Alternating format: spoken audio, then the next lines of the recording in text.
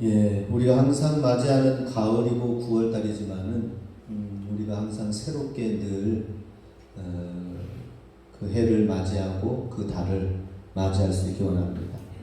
이전에 우리가 경험하지 못했던 2023년 9월이지요. 올해는 참으로 온난화 현상이 더 많이 더 지구상에 나타나고 산불로 인하여서 아직도 지금 불타고 꺼지지 않는 나라도 많이 있습니다. 전쟁도 지금 천재지변도 엄청난데 전쟁도 계속해서 일어나고 있는 안타까운 지역도 많이 있습니다. 뿐만 아니라 우리가 살고 있는 삶의 이 대한민국 이 도시 골목에서는 계속해서 들려오는 뉴스가 미국에서나 총기 사건 여러 가지 갑작스러운 일이 생기는 것으로만 생각했던 일들이 오늘 우리 주변에서 곳곳에서 묻지마 폭행 살인 사건들이 계속 일어나고 있는 것을 볼 때 도대체 지금 이 세상은 어떻게 돌아가고 있는 것일까? 걷잡을 수 없는 가속도 붙은 지구의 타락의 그런 질주가 우리 삶 가운데 계속 들려지고 있습니다. 우리 지난 주간까지 요한계시록의 7개 교회 소아시아 7개 교회를 주님이 전달하시는 메시지를 함께 살펴보았습니다.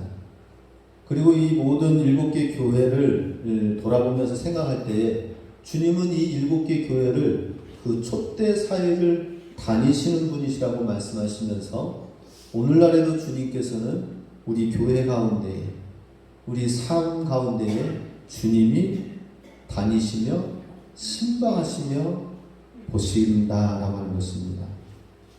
그럴 때에 우리도 다시 한번 7개 교회의 메시지를 지나가는 게 중요한 것이 아니라 다시 한번 제가 되돌아봤습니다. 예수님께서 이 7개 교회는 마지막 때에 동일하게 이러한 부분들이 꼭 필요하고 이러한 부분들을 놓치지 말라고 하시는 메시지를 주신 것인데 그럼 오늘날 우리에게 정말 또 필요한 메시지 7개 교회 중에서 허락하신 메시지 어떤 것일까 생각했을 때에 예수 그리스도를 향한 사랑을 다시 한번 깊이 상고하기를 원했습니다.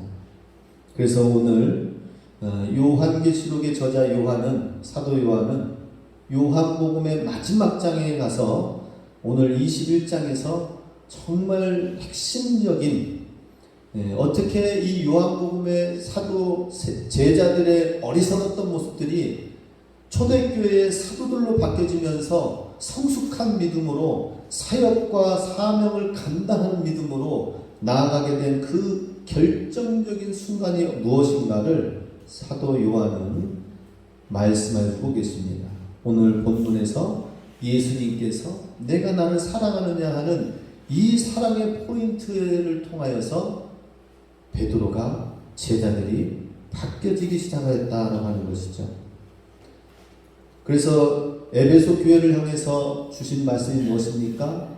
너무나도 귀한 에베소 교회인데 그 에베소 교회에게 부족한 것이 한 가지 있는데 그것은 첫사랑을 회복하라 라고 하는 것입니다. 예수님을 향한 사랑이 식지 말아야 된다라고 하는 것이죠. 가나 혼인잔치의 포도주가 처음에는 달았다가 대부분 끝물이 되면 묽어서 없어지는데 끝까지 오히려 더 진한 포도주로 예수님이 함께 했을 때에 축복의 시간들이 되었던 것처럼 우리도 주님을 향한 사랑이 처음에는 진한데 시간이 지나면 지날수록 점점 묽은 포도주가 되어져 가면 안 되겠지요. 시간이 지날수록 예수님 때문에 예수님과 함께하고 예수님과 더 깊은 교제와 동행을 통하여서 더 진한 포도주, 더 진한 사랑이 우러나야 될 줄로 믿습니다. 초대교회 바로 이 에베소 교회를 향하여서 주님의 말씀이 이 사랑을 끝까지 가지고 나아가라고 하는 것이죠. 그리고 그 에베소 교회를 향하여서 주신 축복의 말씀은 무엇입니까? 죽도록 충성하라. 그리하면 생명의 멸관을 주리라 라고 말씀하셨습니다. 이 첫사랑을 잘 회복하고 유지해 나아감으로 인하여서 죽기까지 하나님의 그리스도의 군사로 생명을 내어놓기까지 주님께 승인받는 자들이 되라라고 말씀을 하시는 축복의 말씀이 있는 것입니다. 그런데 오늘 보니까 베드로도 주님을 3번 부인했었거든요. 근데 주님이 찾아오셔서 갈릴리 그 바닷가에 찾아오셔서 그 고향으로 돌아가서 다시 그물질을 하고 있는 제자들과 베드로 앞에 나타나셔서 내가 나를 사랑하느냐라고 했을 때에 이전에는 내가 너희 중에 나를 다 버리리라라고 했을 때 베드로가 뭐라고 했습니까? 다른 사람들은 다 버린다 하더라도 나는 예수님을 절대 버리지 않겠습니다라고 하였죠. 호언장담을 하였습니다. 그런데 아니다. 내가 나를 부인하리라. 3번 부인하리라고 예수님이 예언하시기까지 하셨습니다. 그런데 진짜 그 말씀대로 예수님의 예언대로 베드로는 3번 부인하였어요. 근데 오늘 본문 요한복음 21장 읽은 이 말씀에 보면은 내가 나를 사랑하느냐라는 이 메시지를 주님이 회복하시고 물으시고 사랑을 확인하신 다음에는 내가 앞으로 나를 똑같이 부인할 것이다라가 아니라 뭐라고 말씀하십니까? 내가 늙어서도 내 마음대로가 아니라 띠를 띄어서 끌려다니는 것처럼 주님이 이끄시는 대로 가는 사람이 될 것이고 너는 장차 어떠한 죽음을 죽을지 주님께서 그 마지막을 지켜보고 계신다라고 말씀하시면서 베드로는 어때요? 마지막까지 주님을 따르되 목숨을 주님께 드릴 정도로까지 해서 주님을 온전히 따른다라고 하는 것입니다. 놀라운 변화죠, 그죠? 베드로를 향하여서 너는 나를 3번 부인할 거야 라고 하였던 예수님의 메시지가 베드로에게 이 사랑을 회복하고 사랑을 터치한 이후에는 베드로에게 너의 목숨을 온전히 드리기까지 하면서 나를 따라오게 될 것이다 라는 그 약속의 말씀을 주십니다. 우리도 이 예수님의 사랑을 이 시간 다시 한번 확인하고 회복할 수 있길 원합니다. 할렐루야. 그런데 이 예수님의 사랑을 우리가 회복하고 아는 데 있어서 우리 안에 발견되어야 되는 것이 있습니다. 우리 안에 잘못된 허영이 있다는 사실을 발견해야 되는 것이죠. 소설 목파상에 단편소설의 목걸이라는 그런 제목이 있습니다. 이 목걸이의 주인공은 아름다운 여인 마틸드였습니다. 그런데 가난한 집의 딸로 태어났어요. 날마다 이 여인의 마틸드의 꿈은 정말 부유한 집에, 귀족의 집에 가서 행복하게 풍성하게 멋지게 파티에 참여하면서 살고 싶다라는 그런 마음을 가지고 있었습니다. 그런데 정작 꿈은 그렇게 꾸었지만은 결혼은 가난한 하급 관리 사람과 결혼을 하게 되었습니다. 어느 날 남편이 파티 초대장을 가지고 오면서 고관 대작들의 파티가 있는데 초대장에 초대를 받게 되었다. 평소에는 좀 구질구질하게 산다 하더라도 이 파티에만큼은 내가 정말 아름다운 모습으로 가서 파티에 온 모든 귀작들 앞에서 내 멋진 나의 모습을 보여주겠다라고 생각하면서 친구에게 비상감을 털어가지고 옷을 사고 친구에게 눈부신 귀한 목걸이를 빌려가지고 파티에 참여하였습니다. 참여해서 그녀는 정말 멋진 춤을 추고 많은 사람들로부터 그녀의 아름다운 모습과 부유한 또 여러가지 목걸이와 그 번쩍이는 옷을 입고서 많은 사람들로부터 사랑을 받았습니다. 그런데 이 행복은 오래가지 않았습니다. 파티를 끝내고 오다가 목걸이를 잃어버리게 됐어요. 너무나도 비싼 목걸이를 갑자기 잊어버리다 보니까 신속하게 재산을 처분해가지고 비싼 이자까지 물어가면서 똑같은 목걸이를 사가지고 친구에게 갖다 줬습니다. 그리고 나서 그 목걸이 때문에 빚진 돈을 갚기 위해서 파출부 생활을 10년 동안 하면서 고생의 시간을 갖게 되고 결국에는 극도로 쪼들린 생활을 하게 되었습니다. 그리고 10년이 지난 어느 날 이 마틸드는 거리에 가다가 그 목걸이의 주인이었던 친구를 만나게 됩니다. 그런데 그 친구는 이 마틸드를 알아보지 못하는 거예요. 너무나도 심신의 고생 끝에, 어두운 얼굴에 고생 끝에 너무 고생하여서 그만 쉽게 그 아름다움은 빼앗겨버리고 늙어버리게 되었다라고 하는 것입니다. 마틸드는 친구에게 목걸이 때문에 고생한 이야기를 씁쓸하게 들려줍니다. 내가 지난 10년 동안 사실은 말이야, 그 목걸이 잃어버려가지고 다시 그것 때문에 빚을 갚기 위해서 지금까지 10년이라는 시간 때문에 내 얼굴이 이렇게, 내 아름다움이 쉽게 지게 되었다라고. 그랬더니 그 말을 들은 친구가 너무나도 깜짝 놀라는 거예요. 세상에 이럴 수가. 가엾어라. 그 목걸이는 가짜 목걸이였는데, 몇 푼 안 되는 싸구려인데 그 왜 진작에 얘기를 하지 않고 진짜 목걸이인 것처럼 알아가지고 그것을, 그래서 사실 가짜 목걸이를 빌려가지고 진짜인 것으로 알고 착각하면서 얼마나 사람들한테 멋지고 아름다운 모습을 보였습니까? 그런데 그 가짜 목걸이 때문에 10년이라는 세월을 통하여서 너무나도 쪼들린 생활과 결국에는 아름다움도 빼앗기는 것. 그래서 이 말을 들은, 친구의 말을 들은 마틸드는 정신이 나갈 정도로 혼미해졌습니다. 누구의 탓이라고 말할 수도 없었습니다. 자신의 허영심 때문에 사로잡힌 자신의 탓이었다라고 하는 것이죠.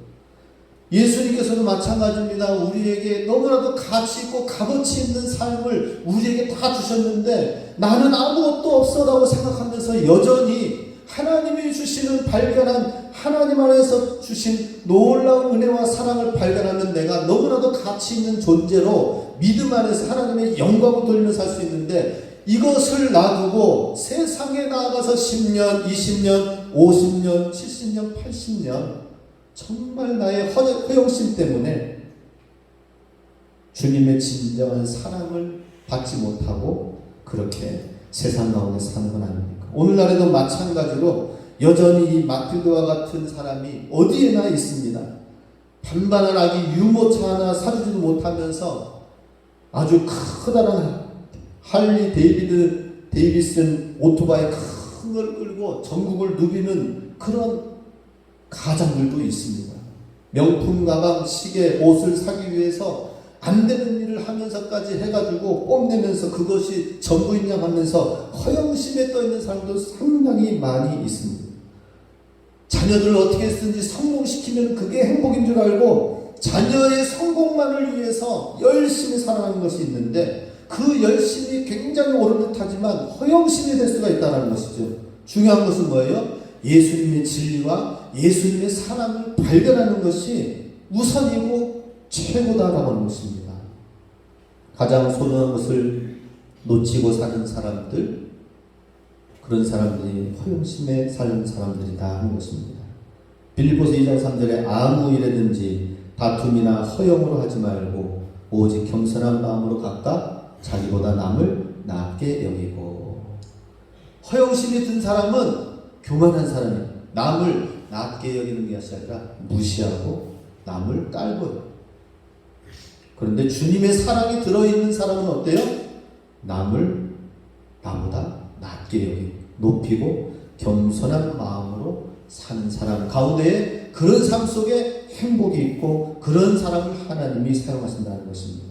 오늘 본문에서는 바로 이 사랑을 회복하면서 베드로에게 이 사랑이 들어가야만이 장차 수많은 영혼들 교회를 세우는 데 있어서 정말 가치 있는 사람으로 쓰여지게 된다는 것입니다. 15절 말씀 같이 읽습니다. 그들이 조반 먹은 후에 예수께서 시몬 베드로에게 이르시되 요한의 아들 시몬아 내가 이 사람들보다 나를 더 사랑하느냐 하시니 이르되 주님 그러하나이다. 내가 주님을 사랑하는 줄 주님께서 아시나이다. 이르시되 내 어린 양을 먹이라 하시고. 예수님의 세 가지 질문이 다 똑같은 이 15절 내용이 그대로 있습니다. 요한의 아들 시몬아 내가 이 사람들보다 나를 더 사랑하느냐라고 묻습니다. 그랬더니 이 베드로가 주님 그러하나이다. 내가 주님을 사랑합니다. 이것을 주님은 아십니다. 그랬을 때에 내 양을 먹이라. 내 양을 치라라고 말씀하시는 것이 3번 반복해서 나오는 것을 보게 됩니다. 근데 여기에서 예수님의 질문은 아가페 사랑으로 물었습니다. 요한의 아들 시몬아, 내가 아가페 사랑으로 나를 사랑하느냐라고 묻는 것이에요. 그랬을 때에 베드로는 필레오의 사랑으로 대답을 합니다. 서로 친구 간의 사랑, 나름대로 열정을 가지고 있는 사랑으로 사랑한다고 고백합니다. 하나님의 변함없는 그 사랑으로 나를 사랑하느냐라고 물었는데 베드로는 주여 나는 그저 그런 사랑의 사이즈는 아닙니다. 저는 그냥 뜨겁게 나름대로 내 인간적인 열정으로 주님을 사랑할 수는 있습니다 라고 얘기하는 거예요. 반복되는 질문을 통하여서 예수님은 내가 나를 사랑하느냐 이 3번을 묻습니다. 여기를 통하여 이 반복되는 세 번의 질문을 통하여 우리가 알 수 있는 게 무엇입니까? 예수님은 우리를 절대 포기하지 않으시는구나. 주님이 내가 주님을 사랑한다고 고백하기를 계속 그 답변을 듣기를 원하신다라고 하는 것입니다. 절대 포기하지 않는 주님의 사랑이 이 3번의 반복되어지는 질문을 통하여 말씀하고 계신다는 것입니다. 주님의 사랑은 끊어지지 않는 사랑의 끈이다라고 하는 것입니다.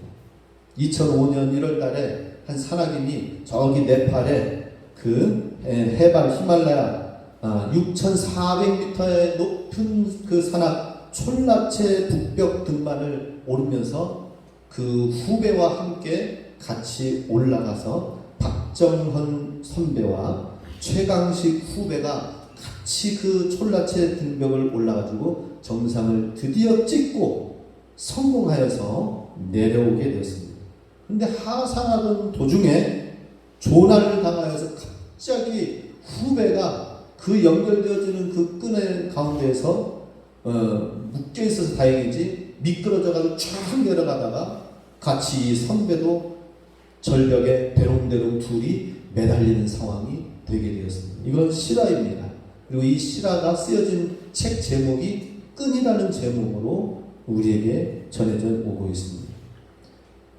5분 10분이 정말 사투가 시간이 지나가면서 위협한 가운데 있는데 정말 이 선배가 간신히 붙들면서 이게 점점 이게 벽에 매달려져 있는 이것이 무게에 의해서 점점 내려가는 거거든요. 그러면은 이 선배가 후배가 밑에 있는데 이 선배 박정헌 씨가 일반적으로 생각한다면 밑에 있는 줄을 끊어야 나라도 살 수 있는 상황이 되는 것입니다. 여러분들 같으면 어떻게 하겠습니까? 이 끈을 끊겠습니까? 아니면 같이 죽겠습니까? 뭐 그 상황에 가봐야 인간성이 아마 드러날 것 같아요. 나는 어떤 사람인가? 한번 생각해 보시기 바랍니다. 내가 이 밑에 있는 후배의 줄을 끊지 않으면 나도 위험해서 지금 언제 이게 끊어질지 1000m, 2000m 아래로 떨어져 죽게 되는 상황이 되었습니다. 그런데 이게 웬일입니까? 3시간 동안 사투를 하면서 삶과 죽음 가운데서 사투를 벌이면서 있다가 이 선배는 박정헌 씨는 생각하였습니다. 함께 죽고 함께 살겠다. 그런 마음으로 끊지 않았다고 합니다. 밑에서는 빨리 끊어야 선배라도 살 수가 있습니다 라고 하는 거예요. 어떻게 하겠습니까? 그런데 추락하면서 후배는 다리가 부러지고 갈비뼈가 골절되어지면서 여기서 어떻게 해서든지 살아남아도 내려가기도 힘든 상황입니다.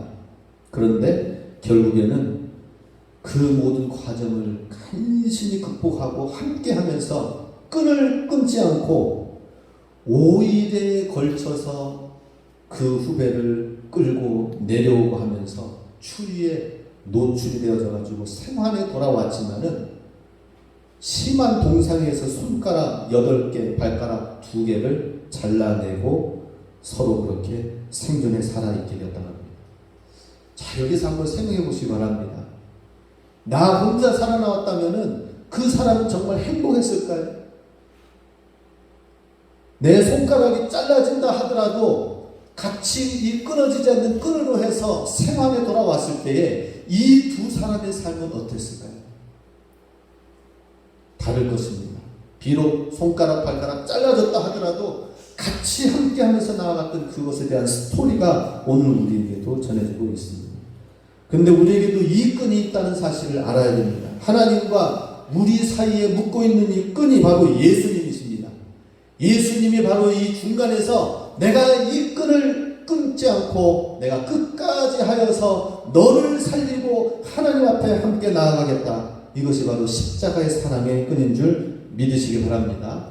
그리고 주님의 교회 공동체는 이 십자가의 사랑의 끈으로 한 사람 한 사람 연결되어져서 우리가 살고 교회를 이루고 사랑의 공동체를 이루게 된다라고 하는 것입니다.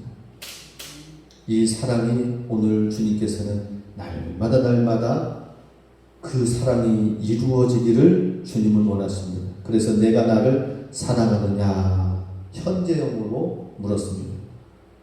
예전에 제가 사랑했습니다도 아니고 장차 제가 앞으로 더 열심히 더 많이 사랑하겠습니다가 아니라 예수님은 현재형으로 물으십니다. 내가 나를 사랑하느냐? 내가 지금 나를 어떻게 주의 십자가의 사랑의 끈을 가지고 이 사랑으로 주의 성도들을 서로 사랑하고 또 다른 영혼들을 구원하고 살리기 위해서 이 사랑의 끈을 가지고 나아가느냐라고 하는 것입니다. 이 사랑의 끈을 확실히 주님과의 이 사랑의 끈을 확실히 해가지고 그래서 내 양을 먹이고 내 양을 치라라고 주님은 말씀하십니다. 무엇보다 우리에게 필요한 것은 뭐예요? 예수님과의 사랑의 끈을 확실히 해야 될 줄로 믿습니다. 예수님을 뜨겁게 내가 사랑하는 사람이 돼야 돼요. 주님이 나를 어떻게 이 끈을 끊지 않고 십자가에서 우리를 살리셨는지 주님의 사랑을 확인해야 됩니다. 그리고 주님이 나를 정말 사랑하시는구나. 예수님의 사랑을 깊이 체험하시기 바랍니다. 주님이 나를 어떻게 사랑하셨는지는 십자가의 사랑을 우리에게 보여주시죠. 그죠? 십자가의 사랑으로 예수님이 피를 흘려 찢기고 상하고 고난당하시기까지 우리를 사랑하심으로 십자가의 그 사랑의 끈을 놓지 않으셨습니다. 그래서 우리도 주님이 나를 어떻게 사랑하시는지를 알게 되면 이제 그 사랑을 알게 되는 사람은 어떻게 됩니까? 내가 나를 진정으로 사랑하는 사람이 되는 것입니다. 잘 들어주셔야 됩니다. 주님의 사랑을 깊이 깨닫게 된다면, 주님이 나를 어떻게 귀하게 사랑하시는지를 알게 된다면 그제서야 내가 나를 사랑하게 된다라고 하는 것입니다. 그래서 주님의 말씀이 들려지는 거예요. 주님이 나를 향하여서 주시는 말씀이 들려집니다. 너무 조급해하지 마라. 나를 믿고 내 안에 거하라. 기도에 더욱 힘쓰고 주의 말씀을 늘 묵상하라. 기뻐하고 감사하라. 나만 바라보라. 두려워하지 말고 염려하지 말라. 주의 성경의 말씀이 다 나를 향한 사랑의 메시지로 들려주는 것입니다. 사랑의 메시지로 들려주면서 내가 나를 진정으로 사랑하는 사람이 되는 거예요. 무엇보다도 예수님의 사랑으로 인하여 나를 진정으로 사랑하는 사람이 되시기 바랍니다. 대부분의 많은 사람들이 나를 사랑하지 않아요. 스스로를 사랑하지 않아요. 나는 이런 존재고 이런 실수투성이고 나는 나의 건강은 이렇게 연약하고 나는 이렇게 열악한 곳에 살아왔고 스스로가 이렇게 생각을 합니다. 그런데 반대로 주님이 나를 얼마나 사랑하시는지, 주님은 나에게 이렇게 날마다 챙겨주시고 말씀해주시고 이끌어주시고 나는 주님의 많은 사랑을 받고 있는 존재야. 그러면서 예수님이 최고이고 예수님 한 분이면 나는 충분합니다라는 이 사랑으로 충분하게 되어진다는 것입니다. 예수님께서는 바로 이전에 왜 베드로가 실패할 수밖에 없었던가? 그것은 예수님의 말씀도 중요하지만 예수님의 사랑이 진정으로 뿌리내리기를 원하였습니다. 그리고 예수님의 사랑 안에서 자기 자신을 진정으로 사랑하는 자가 되기를 원하십니다. 나를 진정으로 사랑하는 자가 다른 사람을 또 정말 아껴주고 사랑할 수가 있습니다. 내 사랑이, 내 심사가 삐뚤어져 있으면 다른 사람을 사랑할 수가 없는 것입니다. 다른 사람을 왜 미워하고 사랑하지 못합니까? 내 심사가 온전하지 못하고 건강하지 못하는 것이고, 또 거슬러 올라가서는 예수님의 사랑이 의심되어지는 것입니다. 예수님의 사랑. 17절 말씀 우리 함께 읽겠습니다. 세 번째 이르시되 요한의 아들 시몬아 내가 나를 사랑하느냐 하시니 주께서 세 번째 내가 나를 사랑하느냐 하심으로 베드로가 근심하여 이르되 주님 모든 것을 아시오매 내가 주님을 사랑하는 줄을 주님께서 아시나이다. 예수께서 이르시되 내 양을 먹이라. 내 양을 먹이라, 내 양을 채우라 라고 하신 것은 무엇이에요? 예수님의 사랑이 내 안에 채워져서 나를 진정으로 사랑하는 사람은 결국에는 다른 영혼들을 사랑하고 품고 세워주는 사람이 된다라고 하는 것입니다. 그래서 우리는 예수님의 사랑이 무엇보다도 깊이 체험되어지고 회복되는 것이 필요하다라고 하는 것입니다. 베드로가 근심하여서 이르되라고 17절에 말씀하고 있습니다.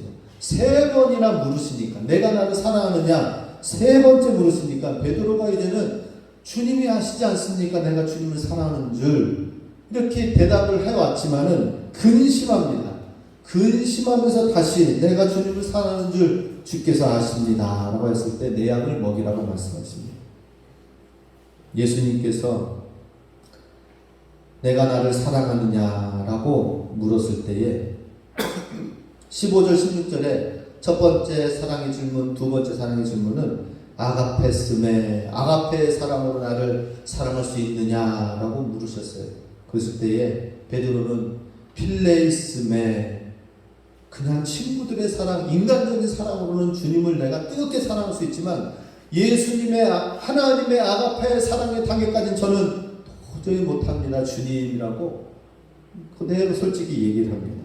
그래서 세 번째 오늘 17절에 있어서는 베드로가 근심한 줄 아셨는가 봐요. 내가 나를 사랑하느냐, 아가페스메가 아니라 필레이스메, 내가 나를 사랑하느냐, 내가 대답한 그 인간적인 사랑으로라도 나를 사랑할 수 있느냐라고 낮춰서 물어주십니다. 그랬을 때에 필레이스라고, 주님을 필레오라고, 필레오 사랑으로 사랑한다고 다시 한번 고백합니다.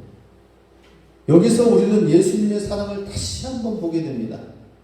예수님의 사랑은 거룩의 단계고 온전한 단계고 예수님의 기준은 완벽한 것이지만은 우리 인간은 다 거기에 부응할 수가 없어요. 베드로가 인간적으로라도 내가 주님을 뜨겁게는 사랑할 수 있습니다라고 고백을 하면서 그 사랑을 낮춰서 그래, 그 사랑으로라도 이 아버지 하나님의 사랑을 기억하고 따라오라고 낮춰서 말씀하십니다. 즉 예수님의 이 마지막 세 번째 사랑은 괜찮아 사랑입니다. 괜찮아.